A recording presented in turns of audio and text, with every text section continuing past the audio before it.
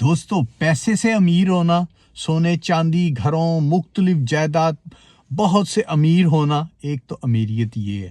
دوسری امیریت امیر ہونا دل کے امیر وہ ہیں چاہے اس کے پاس ایک ٹائم کا کھانا ہے پر اس کے دل میں تسلی اطمینان ہے کیونکہ وہ خدا سے مانگتا ہے۔